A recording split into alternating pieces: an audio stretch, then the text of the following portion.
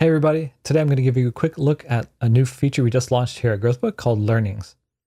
So every experiment is great at figuring out if any change you make to your product changes any metric. And if you run enough experiments, you can start compounding those wins on the metric and really improving your product and your business. But one of the other things that really compounds when you run enough experiments is the knowledge that you generate about what works and what does not work with your users.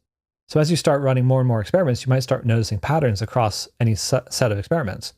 Helping you identify these patterns and save them within GrowthBook is what the learnings are all about.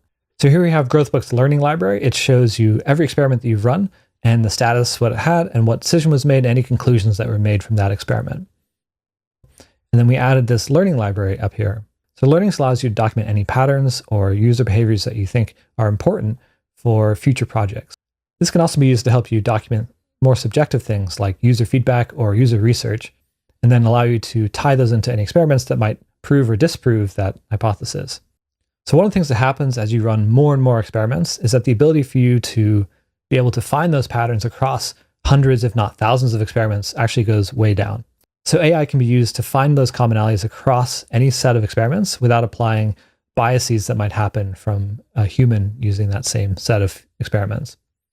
So this is a sample account. I'm just going to change the date range here to include a few more experiments. Then we can click Find Learnings. So what it's doing right now, it's pulling in all the context about these experiments, what metrics were used, what the conclusions were, and looking for commonalities across them. So it's trying to find patterns that have at least 2 experiments that support that evidence. So here we have some patterns that it's found, and we can read through them. We can also edit them later if we want. So I'm just going to choose a couple, and if we like them, we can just click Save. And now those learnings exist discretely in the Learning tab over here. So it's a way of like compressing large sets of experiment data into discrete nuggets that you can use later on for future projects. So these learnings are particularly useful given the AI nature of product development these days. So GrowthBook exposes learnings through our API, MCP server, and Skills will tell the agents how to use these. So you can automatically pull in all the learnings that might be related to a future project. So the baseline is built on all the learnings that you've discovered by running your experimentation program without having to overwhelm the context window with every single experiment that you've ever run. So these learnings are intended to be living things as well, because everything changes. Your users change, your product changes. So what is a fact about your users before may not still apply in the future.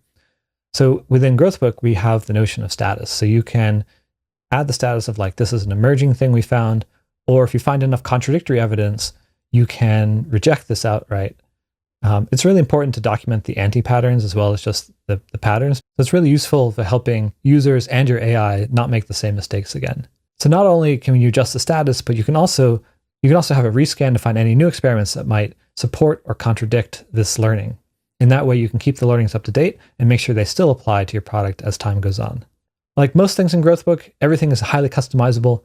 So the statuses that we used here are entirely customizable for your organization. You can add or remove whatever you like. And same with the AI, you can give it additional context for when it's searching for those learnings across your experiments.